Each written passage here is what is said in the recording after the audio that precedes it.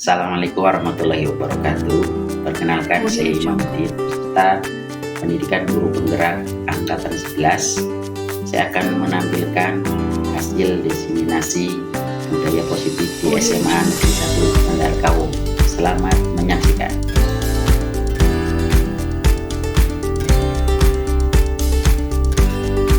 Audio Jungle.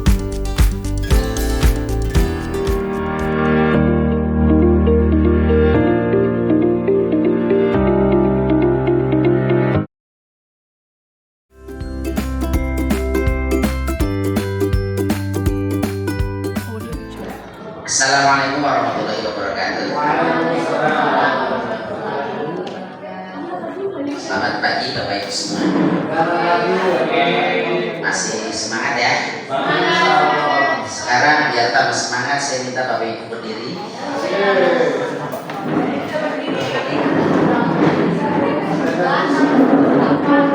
Tadi sudah banyak SPI, kalau saya kasih nanti lucu gitu ya.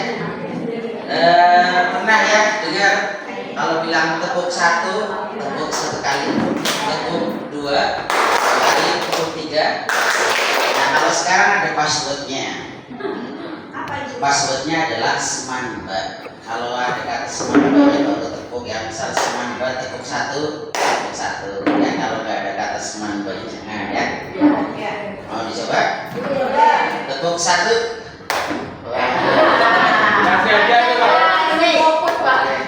Semanba tepuk satu, semanba tepuk dua, semanba tepuk tiga, tepuk dua.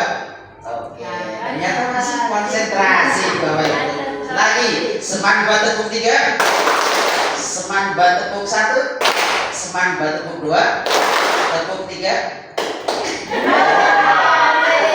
Oke, duduk, silakan duduk. Baik, next. Ini nonton film lagi kayaknya.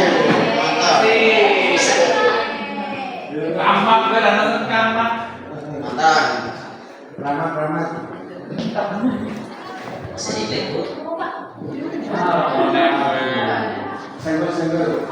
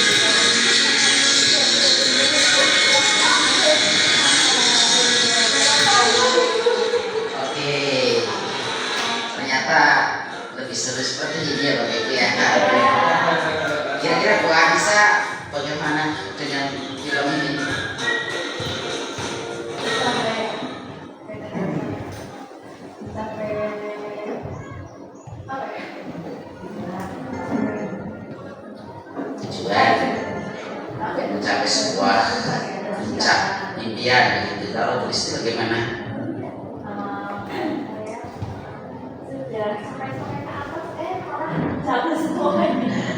Tuh capek, kadang kita usaha sudah ngajar capek, marah-marah ya, persiapan hasilnya seperti itu. Pernah merasakan seperti itu? Pernah Bapak Ibu? Apalagi perencanaannya sudah baik, bawa laptop ke kelas, es krimnya keren, anaknya tidur kayak gitu. Merasakan seperti itu ya Bapak Ibu ya? Pak Aziz mungkin sudah semangat pakai baju olahraga, sesuai suruh lari dengan semangat begitu. Ini pernah terjadi ya Bapak Ibu semua ya? Pasti pernah mengalami kondisi ini. Ini kenapa kita perlu ikut guru penggerak Bapak Ibu, supaya kita bisa mengatasi persoalan ini. Karena saya diseminasi ini prinsipnya adalah mengajak supaya Bapak Ibu guru ini ayo tergerak, setelah tergerak bisa menggerakkan begitu ya. Seperti itu. Lanjut. Saya ingin bertanya pada diri saya sendiri dan Bapak Ibu juga bertanya pada diri sendiri. Kita menyatukan tugas kita sebagai guru Bapak Ibu. Ini yang menjadi penguat kita. Tadi sudah ada 4 budaya positif yang disampaikan oleh pemateri kita.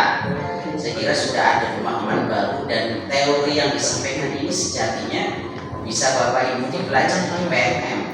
Dan materi yang akan saya sampaikan ini ada di modul 3 di PMM. Ada yang sudah ada sertifikatnya? Ini ada di PMM modul 3, tapi di guru penggerak masuk. Nah, next. Ini beberapa tugas yang saya adopsi di tahun 2005. Salah satunya yaitu mendidik, membimbing, mengajar, mengarahkan, melatih, menilai dan mengevaluasi. Yang terfokus pada kita adalah bagaimana mendidik, membimbing. Setiap hari kita harus bisa bagaimana mendidik, membimbing siswa kita. Dalam keseharian kita sering Bapak Ibu menjumpai anak-anak itu punya permasalahan ya. Masuk, kira-kira masalah yang sering dijumpai apa Bapak Ibu? Di kelas saja. Ngantuk. Terus apa lagi? Loyo. Tidak fokus. Main HP terlalu sering. Apa lagi? Ngobrol. Sudah ada peraturan dilanggar kayak gitu ya. Banyak sekali. Ada yang bolos. Di kelas itu antara nihil dengan ada yang nggak masuk setiap hari dalam seminggu banyak mana? Yang lebih langsung tak baik Mas. Nihilnya dalam seminggu kadang nggak 100% ya. Jarang sekali saya masuk kelas seminggu itu full nihil, pasti ada yang nggak masuk gitu kan? Entah isi, entah sakit, entah alfa, ada kayak gitu. Kira-kira ini persoalan bukan? Persoalan begitu. Nah, ini jadi kita perlu mengingat tugas kita sebagai guru. Nah, pada materi ini saya akan menyampaikan informasi yang saya dapatkan, rumus bagaimana sih ketika peserta didik kita itu memiliki atau merasakan atau melakukan sebuah kesalahan. Ini ada rumus yang saya dapatkan. Saya bagikan ke Bapak Ibu. Barangkali Bapak Ibu sudah pernah dapat, hari ini dikuatkan lagi supaya ingat, supaya bisa diaplikasikan dalam kehidupan sehari-hari. Monggo, next. Ini menyambung dari materi yang tadi, ada 4 materi yang sudah disampaikan oleh Bu Rati dan Bu Kiki, dan saya akan menyampaikan 5 posisi kontrol. Ini kontrol apa sih maksudnya? Kontrol siswa Bapak Ibu. Bukan saya ini kontrol siswa. Ada 5 posisi kontrol. Apa yang dikontrol siswa? Kita perannya di sekolah sebagai guru, di rumah juga sebagai orang tua. Ini bisa diterapkan oleh kita posisi sebagai guru, juga kita sebagai orang tua. Ini menarik materi ini. Kalau dalam teori kontrol menurut Dr. William Glasser ini ada 5 posisi kontrol. Posisi yang pertama ini adalah penghukum. Jadi tukang hukum itu algojo gitu. Kita sebagai orang tua atau kita sebagai guru ini Jadi Algojo salah dihukum. Ini posisi pertama. Jadi Putri punya siswa salah dihukum, punya anak di rumah salah dihukum. Ini posisi yang pertama. Posisi penghukum. Yang kedua ini membuat rasa orang itu biar merasa bersalah. Jadi kita posisinya bikin orang merasa salah gitu loh. Bukan bikin happy ya Bapak Ibu ya, tapi bikin orang itu merasa bersalah.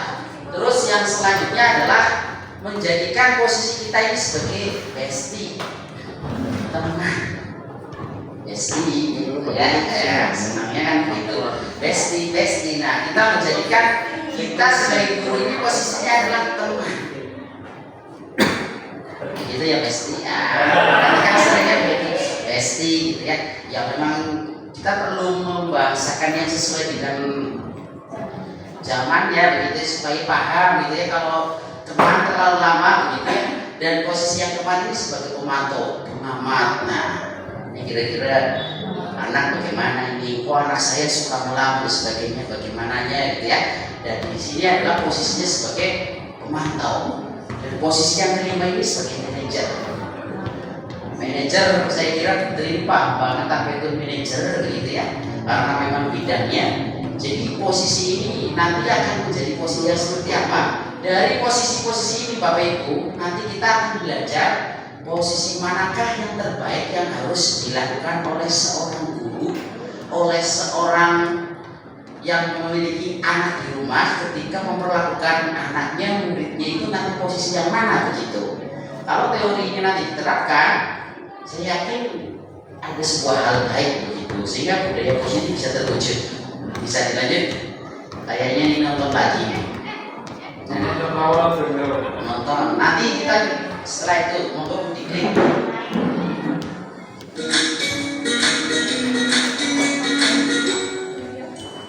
Salam bahagia Ibu dan Bapak Guru hebat. Dalam penerapan disiplin positif restitusi, salah satu program yang dikembangkan adalah 5 posisi kontrol.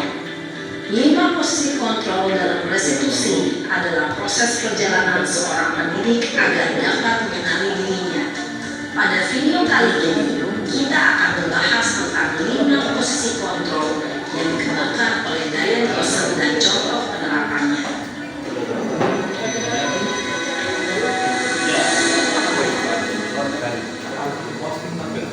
Lima posisi kontrol itu adalah 1. Posisi penghukum.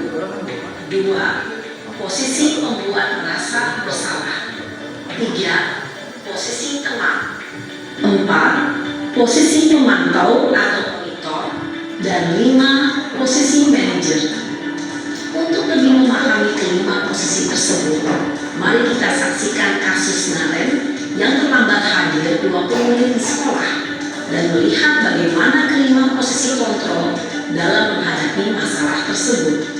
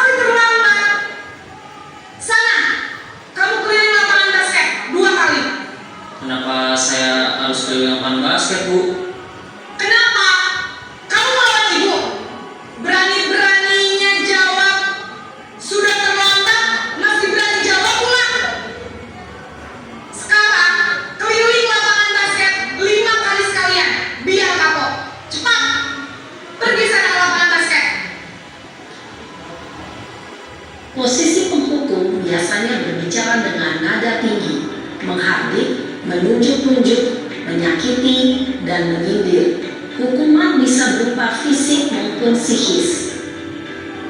Ibu dan bapak guru hebat.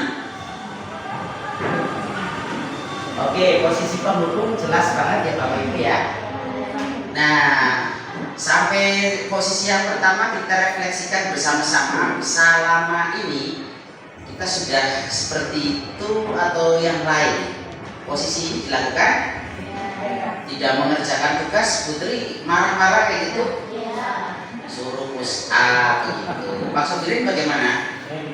Tidak, luar biasa Guru yang baik begitu ya. Pernah mengalami posisi menghukum ya Bapak Ibu ya? Nah ini posisi ini adalah di posisi terendah Bapak Ibu ya.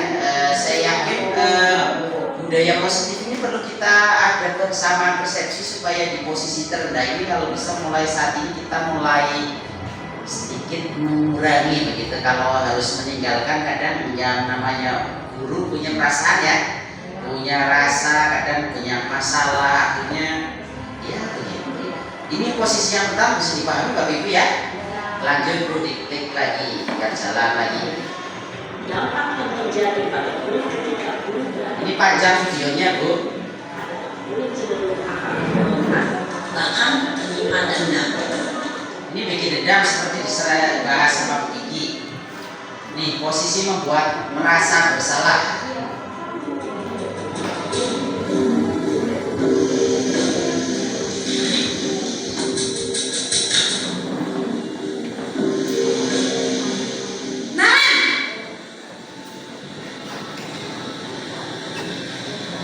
Selamat pagi Bu. Naren, kamu kenapa terlambat lagi, nak? Ya Tuhan, Naren, kamu senang ya bikin ibu susah ya? Kalau kamu terlambat lagi, nanti ibu yang ditegur bapak kepala sekolah, nak. Disangka ibu tidak bisa membina kamu. Duh, gimana ini? Maaf Bu. Duh, Gusti Naren, kamu suka ya kalau ibu ditegur bapak kepala sekolah? Terus, sekarang ibu harus tulis apa yang di buku absen? Ini kamu sudah sering terlambat loh. Ibu harus apa coba? Maaf Bu. Maaf sekali. Ya sudah, lain kali jangan bikin ibu susah lagi ya nak ya. Ibu tidak akan kuat lagi kalau kamu begini terus. Bisa jantungan kalau ibu ditegur bapak kepala sekolah. Sana cepat ke kelas. Maaf ya Bu. Maaf sekali. Posisi pembuat rasa bersalah berbicara dengan nada tenang, cenderung lembut, namun kata-kata yang diutarakan membuat murid merasa menjadi orang yang gagal, memandang buruk dirinya sendiri, merasa tidak berharga, dan tidak sanggup mengakui. Itu bikin orang merasa bersalah waktu itu. Pernah kayak gitu? Nah, kalau kita bisa melakukan ini setingkat lebih baik daripada yang pertama tadi posisi menghukum. Jadi kita tidak menghukum tapi kata-kata kita itu pedas. Seolah-olah siswa itu, kok saya nggak berarti banget bisa membuat guru saya begini begitu. Atau kita bisa lakukan di rumah. Ketika anak kita melakukan kesalahan itu bisa dibuat seperti ini. Ini jauh lebih efektif dibandingkan posisi pertama tadi yang penghukum. Jadi semakin dari dua posisi ini, kira-kira ketika hanya ada dua posisi, Bapak Ibu mau pilih posisi yang mana? Tergantung situasi Pak. Tergantung situasi, begitu ya. Kondisional ya Pak Ali ya. Oke, ini kondisi ini menjadi lebih baik dibandingkan posisi penghukum, begitu. Kita lanjutkan. Mengiyakan orang lain. Ketika guru mengambil posisi pembuat rasa bersalah, murid akan menganggap dirinya yang bersalah dan ia akan menyimpan emosi negatif tersebut di dalam dirinya. Ini posisi casting.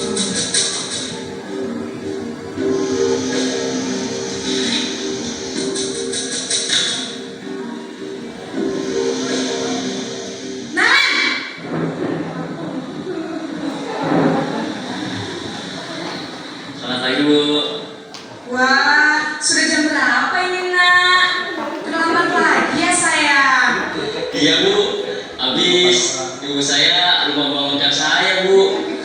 Kamu malah menyalahkan ibu kamu. Kamu bukannya anak yang larinya paling kencang. Kok terlambat sih? Iya, Bu. Saya memang lambat banget tadi.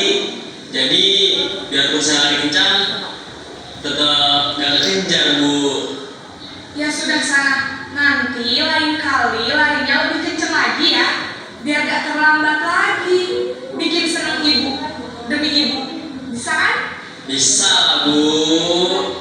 Ya sudah sana masuk kelas. Ibu beresin urusan absen kamu. Kamu ini ada setengah jam. Dalam posisi teman, guru berbicara dengan nada suara ramah, akrab, cenderung bersenggah gurau untuk menjaga suasana tetap santai. Murid akan merasa senang, aman, dan akrab dengan guru. Identitas yang tercipta adalah identitas sukses atau berhasil. Namun, perlu diingat, karena ini masih dorongan eksternal, maka ada faktor ketergantungan dari murid kepada orang tertentu. Di sini, Ini negatifnya ada tadi disampaikan motivasi oleh Bu Kiki bahwa motivasi itu ada dari internal dan eksternal. Motivasi yang didatangkan dari eksternal itu ibarat Bapak Ibu beli minuman bersoda pernah ya. Ketika diaduk-aduk biasanya bagaimana Febri? Makin muncrat gitu ya, semakin banyak. Itu motivasi yang jika didatangkannya dari luar. Posisi ini kita sudah motivasi anak kita dari luar supaya semangat, tapi kadang ketika anak yang biasa terlambat kemungkinan sadarnya saya dimotivasi saja begitu.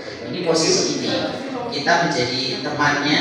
Nah kalau kita lagi ketemu itu asik, tapi di sisi lain kita tidak tahu posisinya begitu. Pak Om sering melakukan posisi ini ya, sering sambil ngopi begitu sama murid, sini ngopi-ngopi kenapa kamu terlambat begitu, misalkan begitu.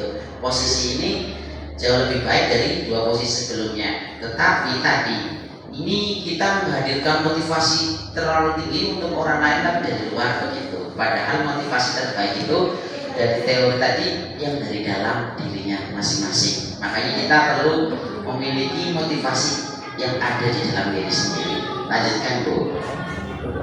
guru absennya, sehingga mulai waktu murid bisa berperilaku baik, namun hanya kepada orang-orang tertentu saja.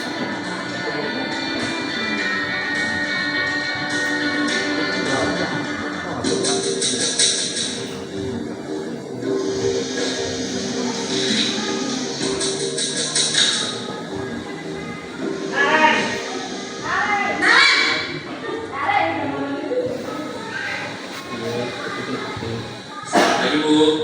Nah, Ren, apa peraturan sekolah kita tentang jam berapa kita harus masuk sekolah, Nah? Kita harus di sekolah jam 7, Bu. Iya, betul. Sekarang sudah jam 7.20. Naren sudah tahu konsekuensinya jika terlambat hadir. Paham, Bu. Saya harus tinggal kelas pas jam istirahat selama 20 menit. Iya, benar. Konsekuensinya demikian. Jadi nanti jam 9.30 pas istirahat, kamu harus tinggal di kelas, kerjakan tugas tambahan untuk ketertinggalan kamu, ya? Baik, Bu. Posisi pemantau mengandalkan penghitungan atau data untuk mengontrol murid. Guru mengarahkan murid berdasarkan peraturan dan konsekuensi. Seorang pemantau menunjukkan bahasa tubuh dan ekspresi wajah yang datar dan cenderung formal. Oke, segitu dulu. Ini dampaknya ketika kita memantau Bapak Ibu ya. Tadi bahasanya formal dan sebagainya, tapi kita butuh data, punya rekam jejak dari si anak. Makanya kalau orang kesehatan itu kan ada rekam medik.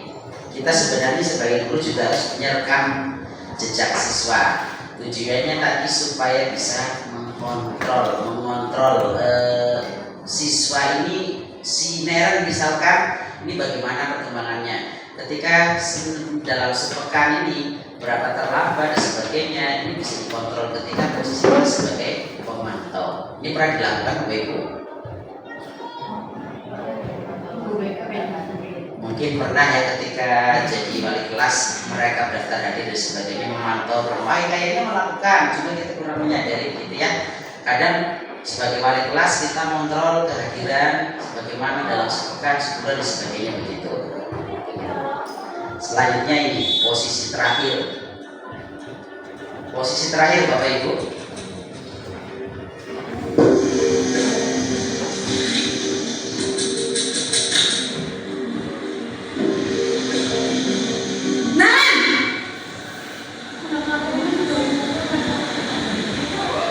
Selamat pagi Bu. Selamat pagi Naren. Maaf Bu, saya terlambat. Iya, sekolah masuknya jam 7, sekarang sudah jam 7.20. Jadi sekarang bagaimana ini Naren? Maaf Bu, saya lupa setel alarm saya semalam. Baiklah, menurut kamu, keyakinan sekolah yang mana yang perlu kamu tingkatkan?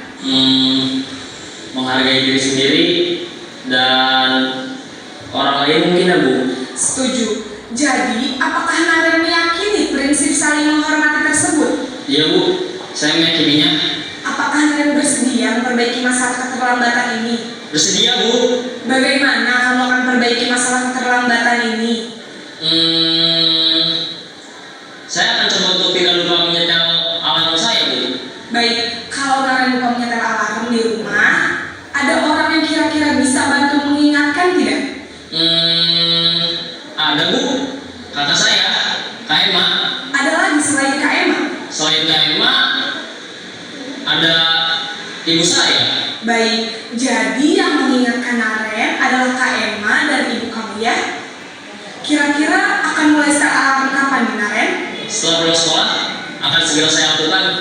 Baik, jadi Naren akan setel alarm untuk bangun besok pagi dan akan diingatkan oleh kakak dan ibunda Naren ya.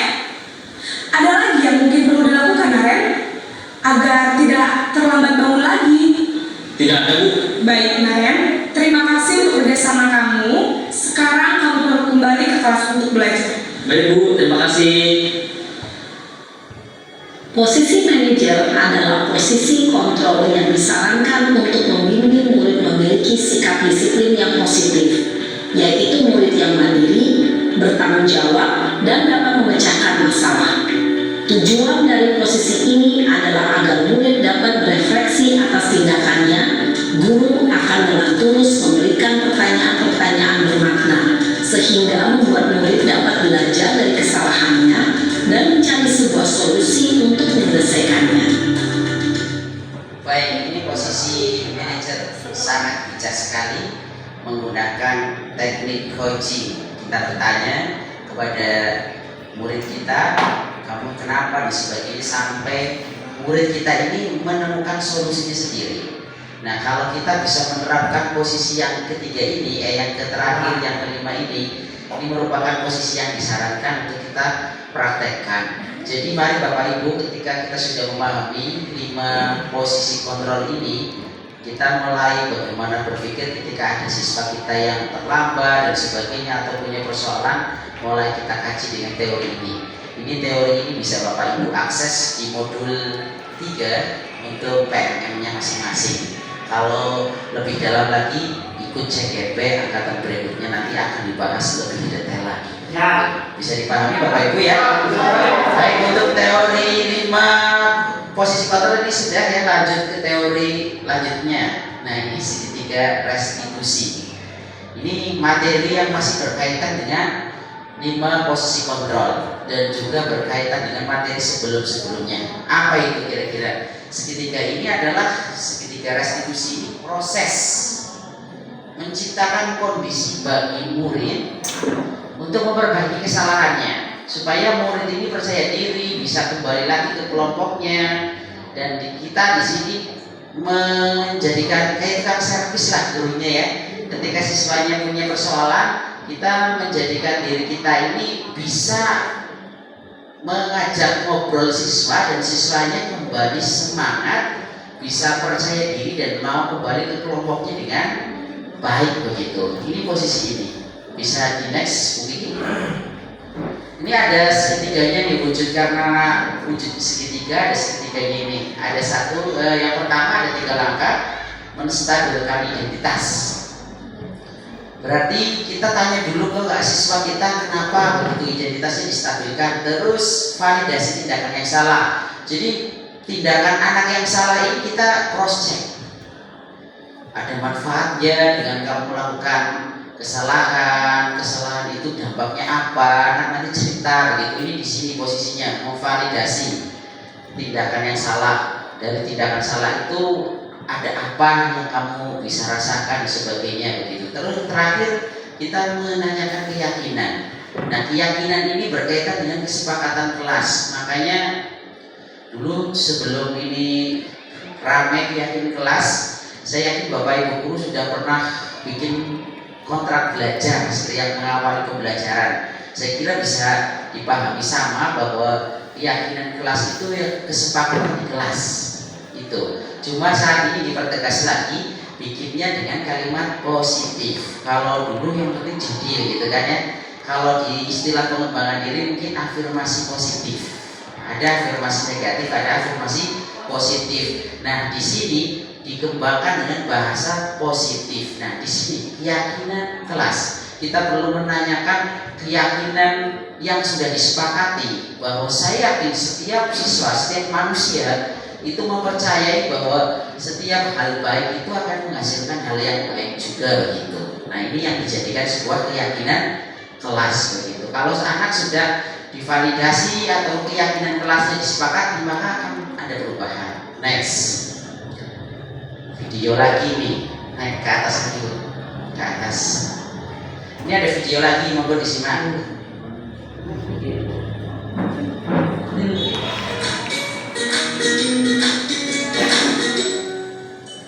Salam dan bahagia Ibu dan Bapak guru hebat.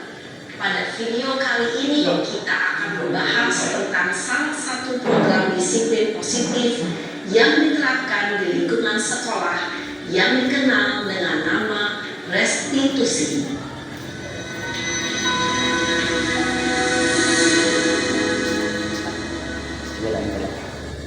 Restitusi dikembangkan oleh pakar pendidikan Diane Gosling berlandaskan pada teori kontrol Dr. William Blaser.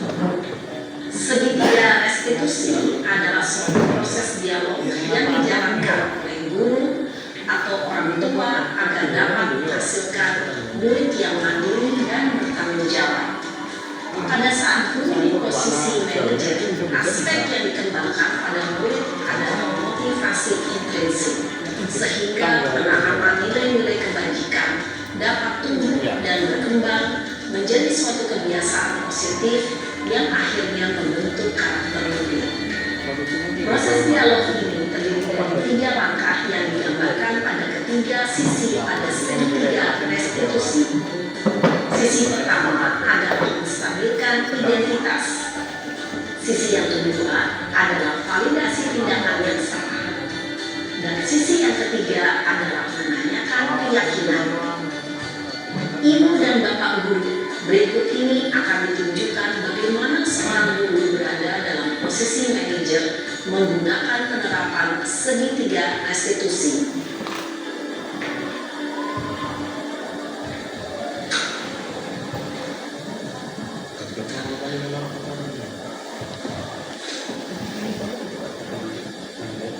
Siang Sarah. Siang Pak. Sudah lama nggak ketemu Sarah? Kenapa hari ini ada di sini? Kesel Pak, kesel banget. Masa aku dikatain tukang fitnah Pak? Ya aku marah lah. Aku balik ngatain mereka di depan kelas. Kesel banget. Oh begitu. Ya pasti kamu marah dan kesal. Bapak juga akan marah apabila ada yang menuduh Bapak seperti itu. Kemudian pada saat itu kamu melakukan apa? Ya saya langsung ngatain mereka lah Pak. Kesel banget. Saya bentak-bentak dia di depan teman-teman lain. Oh begitu. Pasti kamu melakukan seperti itu karena suatu alasan tertentu kan? Iyalah, masa saya diam saja Pak? Ya saya bela diri lah. Masa saya dituduh tukang fitnah? Ya wajar lah. Mempertahankan harga diri itu sesuatu yang penting buat kamu. Untung kamu tidak bertindak lebih gegabah lagi. Hanya membentak-bentak. Iya Pak. Untung saya masih bersabar dan hanya membentak saja.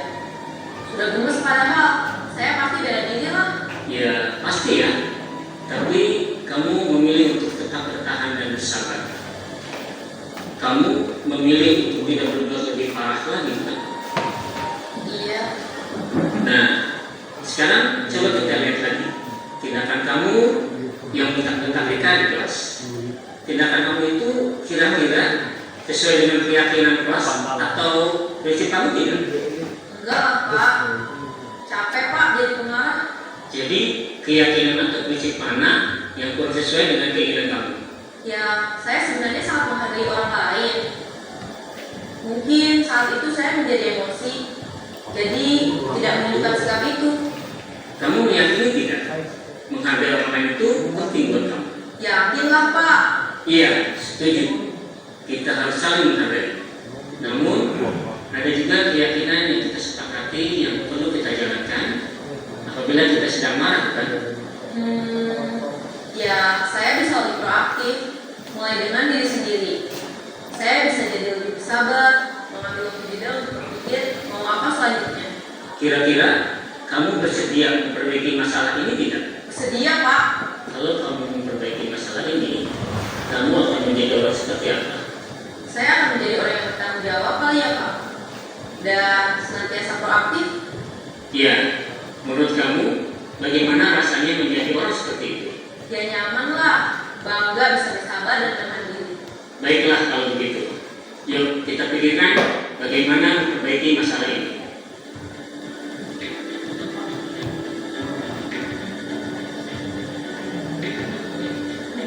Ibu dan Bapak guru hebat, baru saja kita menyaksikan contoh bagaimana seorang guru berada dalam posisi manajer menggunakan penerapan segitiga restitusi. Mari kita bahas satu persatu. Oke, Bapak Ibu, jadi posisi tadi 5 posisi kontrol itu kita diharapkan memakai posisi manajer. Cara menerapkannya apa? Dengan segitiga restitusi ini. Saya kira sampai sini ada benang merah yang bisa dipahami ya Bapak Ibu ya. Intinya ketika ada murid punya masalah, kita cek dulu masalahnya apa, ditanyakan ya apa sih dampaknya, terus ditanya keyakinannya. Hal yang kamu perbuat itu kira-kira melanggar hal yang kamu yakini apa tidak, anak-anak begitu ya. Ketika itu sudah bisa ditanyakan kepada anak kita, maka hal ini akan menjadi sebuah cara penyelesaian masalah yang ringan. Artinya kita tidak terlalu bentak-bentak. Saya kira untuk Bu Rizka ya, Bu Nana sudah terbiasa melakukan ini. Tinggal kita sebagai Bapak Ibu guru yang saya kira perlu lebih banyak belajar lagi bagaimana menerapkan ini. Next. Pada sisi pertama, Karena terakhir ini ada sebuah ungkapan bahwa wangi bunga menyebar hanya mengikuti arah angin, tapi kebaikan seorang menyebar ke semua arah. Next. Itu saja dari saya, tidak banyak yang saya sampaikan, setidaknya sederhana ini yang saya dapatkan bisa menginspirasi Bapak Ibu semua sehingga bisa ikut tergerak, dan mari bergerak bersama-sama supaya kita membangun komunitas belajar di Seman Baik ini menjadi sekolah yang lebih baik. Terima kasih. Assalamualaikum warahmatullahi wabarakatuh.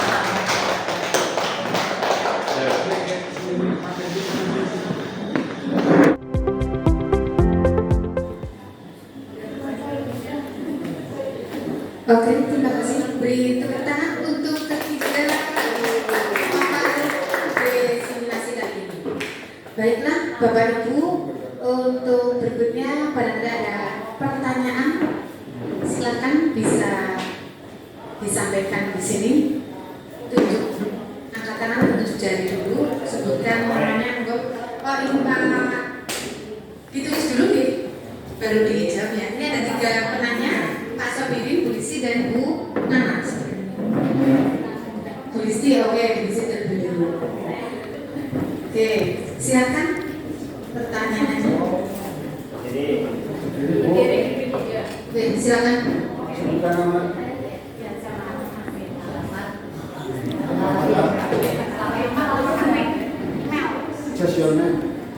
Assalamualaikum warahmatullahi wabarakatuh. Waalaikumsalam.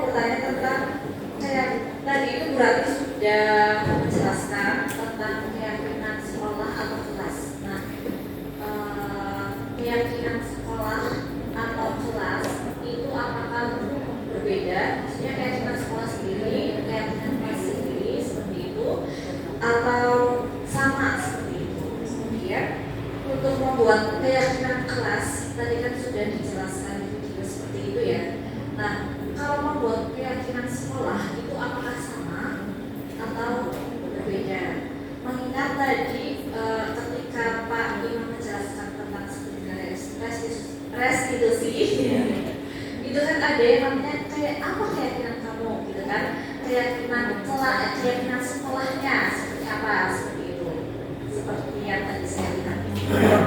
Kemudian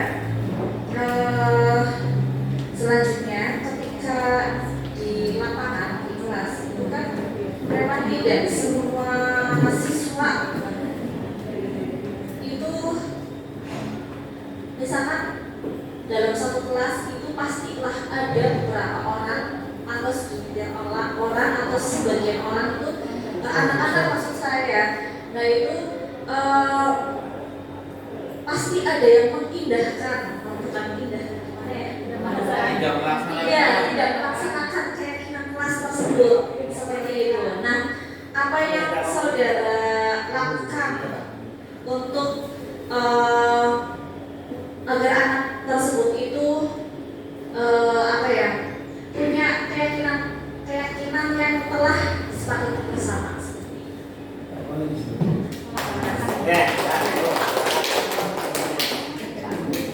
Kayak apa mungkin gue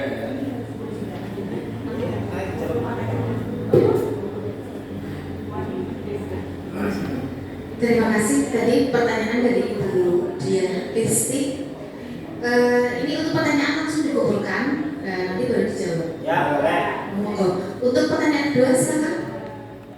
Oh, iya, monggo Pak Sofian silakan. Bisa ngancung ini. Ya, bismillahirrahmanirrahim. Assalamualaikum warahmatullahi wabarakatuh. Perkenalkan, nama saya Muhammad Sofian. Pertanyaan saya cukup singkat. Yang namanya keyakinan kelas, kayaknya hampir semua wali kelas terutama sudah membuat keyakinan kelasnya, karena diyakini itu bisa menjadikan salah satu solusi untuk mengefektifkan siswa. Dari berbagai macam keyakinan kelas yang ada biasanya ya, tetap ada aja yang melanggar atau bahkan bahasanya lupa dan lain sebagainya. Pertanyaan saya singkat, bagaimana ya cara menjadikan keyakinan kelas itu efektif? Itu saja.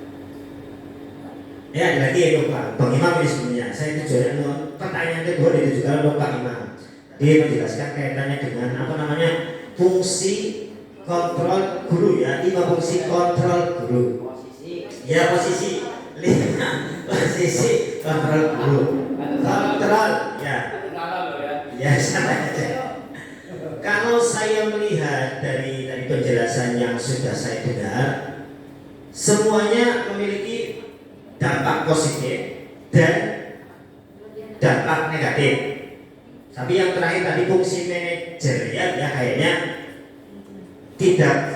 saya tidak mendengar ada dampak negatifnya. Bisa dikatakan mungkin itu fungsi kontrol yang paling bagus di antaranya. Tapi saya berpandangan kayak gini Pak Iwan.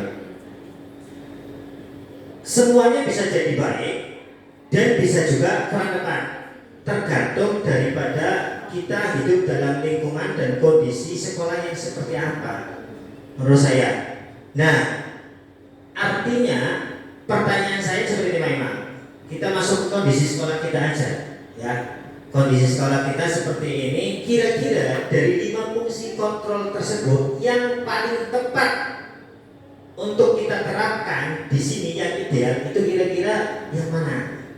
Karena menurut saya tadi 1 sampai 5 itu memiliki positif dan negatifnya dan tidak bisa digunakan di semua siswa karena ternyata banyak faktor dan pengaruhnya, baik dari segi letak geografis, output dan lain sebagainya. Begitu. Ya, input, maksudnya input. Terima kasih dari saya. Assalamualaikum warahmatullahi wabarakatuh. Boleh tepuk tangan untuk penanya kita Pak Sobiri. Terima kasih. Berikutnya kita ketiga, monggo. Ada lagi? Tunana, silakan Tunana. Nana, oke.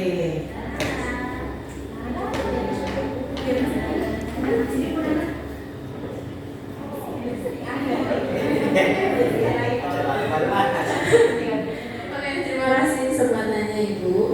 Saya di sini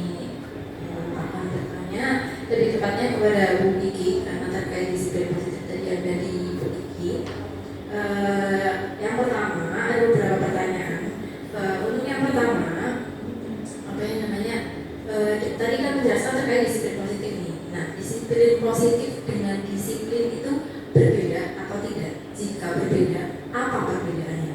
Nah, untuk yang kedua, kan tadi memberikan juga terkait karakter ya, karakter anak. Nah, di sini bagaimana cara menumbuhkan karakter disiplin positif ke peserta didik tanpa menggunakan pujian atau hukuman? Karena tadi pujian juga kurang tepat dan hukuman juga kurang tepat. Nah, yang tepat itu bagaimana sih? Gitu. Nah, untuk yang ketiga, mohon maaf ini guru BK jadi jangan melulu oh ini guru BK, oh ini guru BK, kita semua adalah tanggung jawab untuk siswa-siswa, jadi jangan terlalu ke guru BK karena kita juga punya wali kelas, punya guru mapel, jadi tanggung jawab kita semua, jadi perlu diterapkan ke semuanya.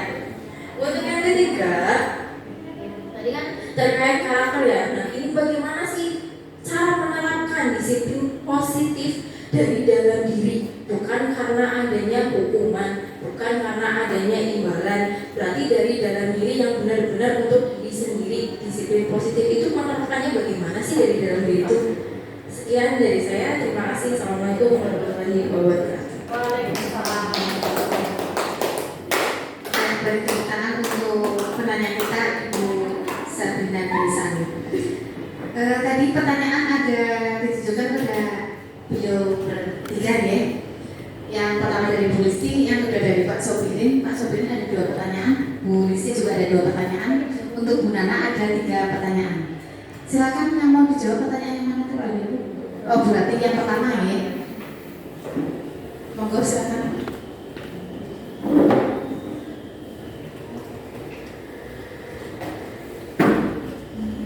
Terima kasih atas pertanyaannya dari Bu Listi dengan Pak Sobirin. Ya, pertanyaannya luar biasa sekali hebat ya. Saya akan menjawab pertanyaan dari Bu Listi dengan Pak Sobirin sesuai dengan pemahaman saya ya.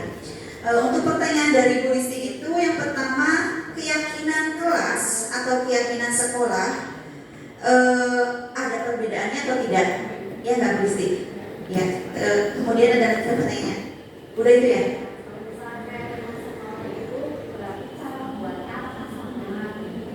Oh iya,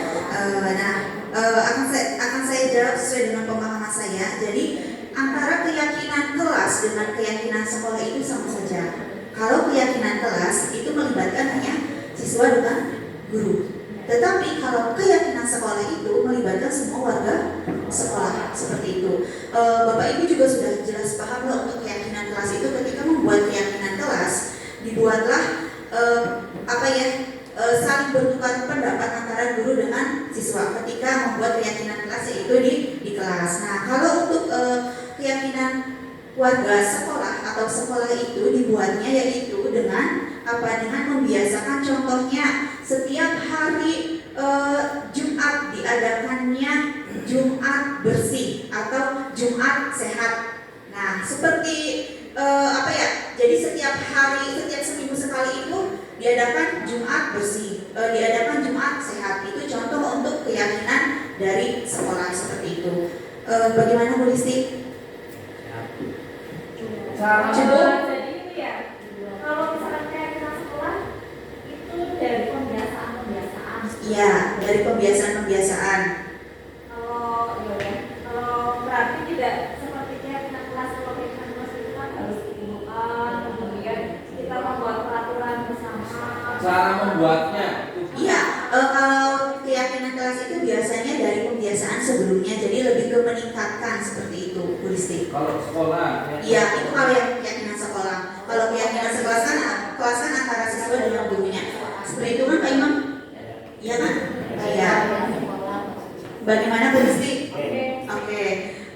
Ada lagi tambahan atau dari guru lain? Barangkali ada pendapat lain atau menambahkan. Tetapi ini tidak menimbulkan pertanyaan baru, tetapi menyanggah atau menambahkan pendapat. Jadi tidak menimbulkan pertanyaan. Tadi kan pertanyaannya Bu Listi sudah saya jawab. Kemudian kalau Bapak Ibu guru mau menambahkan, silakan menambahkan pendapat, tetapi tidak menimbulkan pertanyaan baru. Kalau menurut saya kan beliau. Iya, oke. Oke, Pak Umam seperti itu. Pak Umam, bagaimana Pak Umam?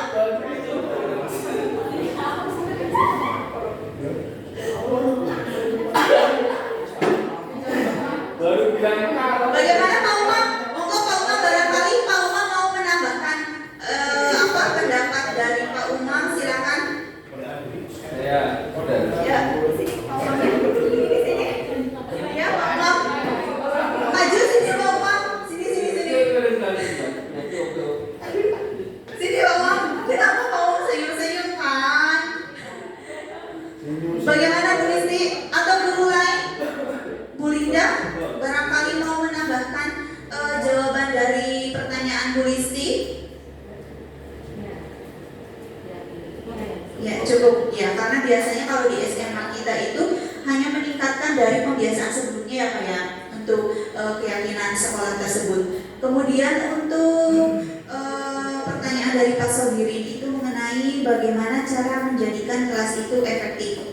Ya, seperti keyakinan kelasnya lebih efektif ya Pak ya.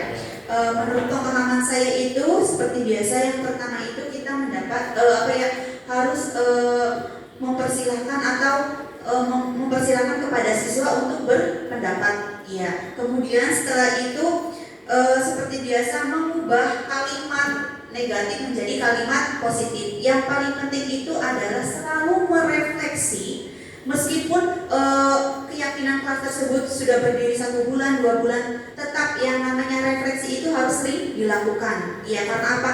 Mengevaluasi agar anak-anak itu mengingat tentang keyakinan kelasnya masing-masing. Seperti itu. Jadi mengingatkan inilah keyakinan kelas kita A, inilah keyakinan kelas kita B. Jadi sering-sering mengevaluasi atau merefleksi seperti itu Pak Sobirin. Ya. Ada lagi? Wajib kalau keyakinan kelas itu wajib. Biar siswa itu selalu mengingat akan keyakinan kelasnya. Bagaimana kelasnya berdiri?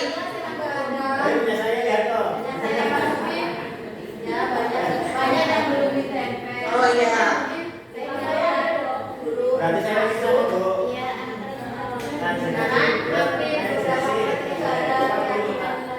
Iya. Iya, makanya tadi kan kenapa sih keyakinan kelas bukan peraturan kelas, bukan tata tertib kelas?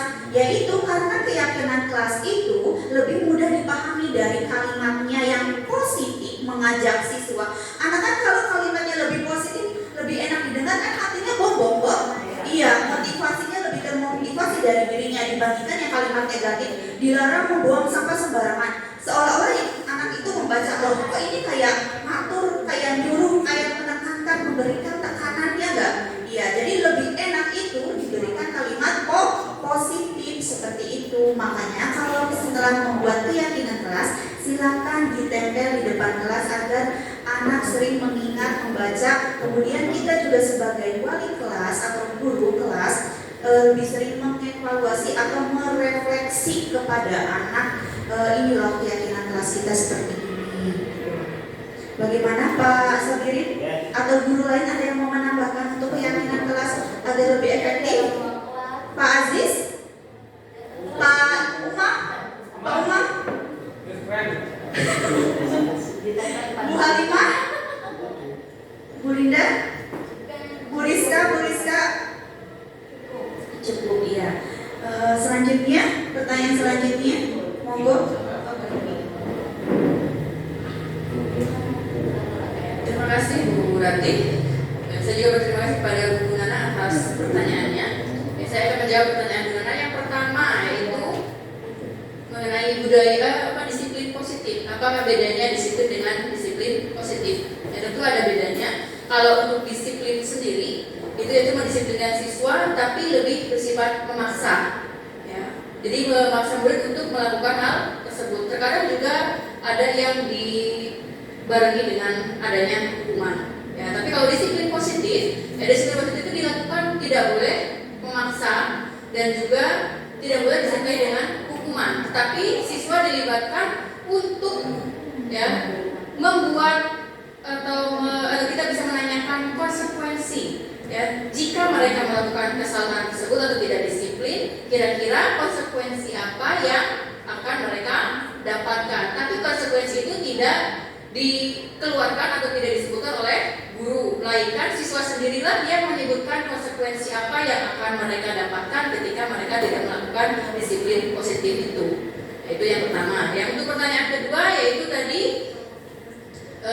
bagaimana cara menerapkan disiplin positif ya tanpa memberi imbalan ataupun memberikan hukuman. Yaitu caranya adalah dengan melakukan segitiga restitusi yang tadi dijabarkan oleh Pak Imam atau berposisi sebagai posisi manajer, di mana kita pertama adalah ketika siswa tidak melakukan disiplin positif, kita menanyakan, ya, kita menstabilkan dulu identitas mereka, ya. Kemudian kita memvalidasi tindakan yang salah. Kira-kira mereka melakukan kesalahan itu apa sih alasannya, kebutuhan apa yang tadi mereka ingin dapatkan, yang ingin mereka penuhi. Lalu juga menanyakan keyakinan. Jadi sebelumnya kita bisa membuat tadi keyakinan kelas atau keyakinan sekolah terlebih dahulu dengan siswa atau dengan warga sekolah. Jadi kita mengingatkan kembali keyakinan apa yang sudah mereka pahami dari keyakinan sekolah. Apakah mereka sudah meyakini keyakinan sekolah tadi? Ya, apakah mereka sudah mengindahkan, ya, keyakinan sekolah tadi? Ya. Jadi dengan cara tersebut diharapkan tadi siswa dapat tumbuh motivasi intrinsiknya. Jadi mereka tidak lagi motivasinya karena menghindari hukuman atau mendapatkan imbalan. Jadi guru menuntut siswa tadi melakukan restitusi tadi itu untuk mengarahkan, merujuk kepada kira-kira solusi apa yang bisa dilakukan oleh siswa. Ya. Kemudian ya, siswa itu diminta atau diajak untuk mencari solusinya sendiri. Dengan cara seperti itu maka mereka akan tumbuh motivasi intrinsik dalam dirinya sendiri. Ya, kalau mereka sudah mendapatkan solusinya, berarti mereka akan sadar bahwa saya kedepannya akan menjadi siswa yang seperti apa. Lalu pertanyaan yang ketiga, menurut saya tadi hampir mirip dengan pertanyaan yang kedua. Ya benar, bagaimana yang ketiga pertanyaannya? Bagaimana cara menerapkan disiplin positif tapi dari dalam dirinya sendiri. Ya tadi dengan cara pertama kita mulai mengurangi hukuman dan juga mengurangi imbalan. Lalu kita tadi mengarahkan tadi siswa untuk membuat keyakinan kelas atau keyakinan sekolah tersendiri. Mungkin dari Bapak Ibu ada yang ingin menanggapi atau menambahkan? Bu Rizka mungkin sebagai rekannya Bu Nana, ya, yang lebih berpengalaman dalam bidang HLBK, ya.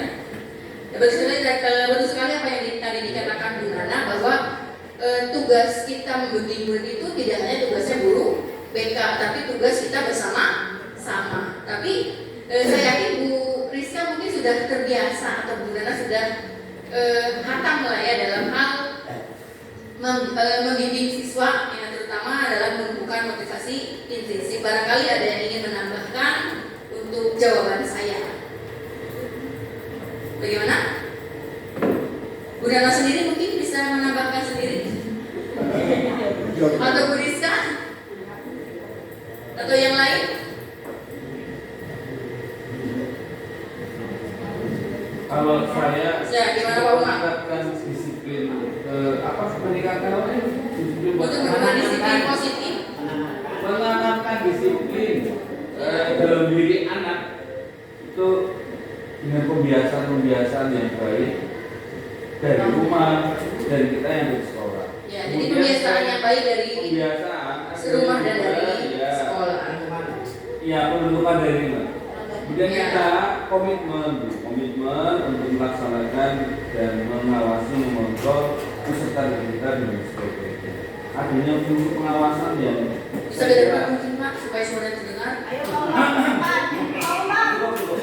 adanya fungsi pengawasan lah, Intinya diawasi dan dimonitoring ya Pak ya.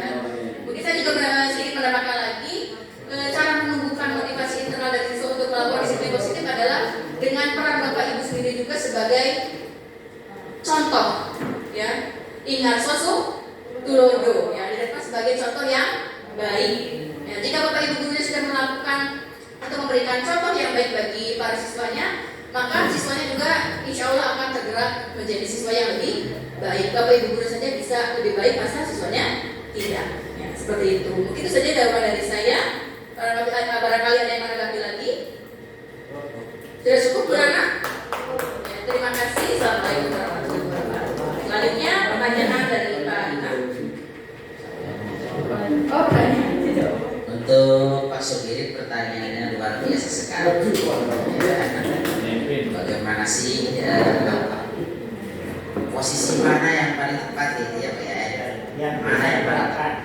Kalau berdasarkan teori tadi yang paling tepat ya posisi manajer. Kalau berdasarkan kenyataan ya disesuaikan mana yang digariskan.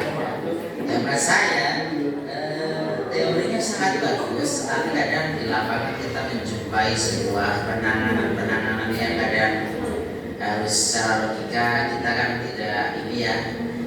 Jadi disesuaikan itu Pak Sudirin. Itu saja dari saya Pak Sudirin, cukup puas ya. Itu saja. Demikian doa ini atas pertanyaan dari teman-teman dan jawaban dari kami. Jika tidak puas ikut CGP.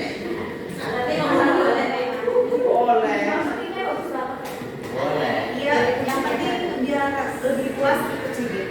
Bu Rizka sudah memuaskan kok. Jawabannya.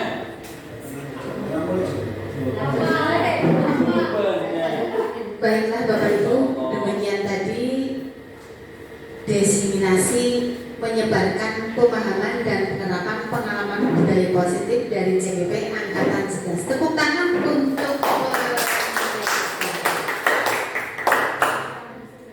alangkah bijaknya. Kami tidak perlu menambahkan lagi karena sudah lengkap, paket lengkap dari CGP Angkatan 11. Kita tutup bersama-sama dengan bacaan alhamdulillah bersama-sama. Saya selaku pembawa acara mohon maaf barangkali ada tutur kata yang berkenan. Bila kita taufik wal hidayah. Wassalamualaikum warahmatullahi wabarakatuh. Tepuk tunggal, tepuk tunggal, tepuk tunggal, tepuk tunggal, tepuk tunggal, tepuk tangan untuk kita semua. Terima kasih. Jangan lupa sebentar untuk sesi foto-foto, foto bersama.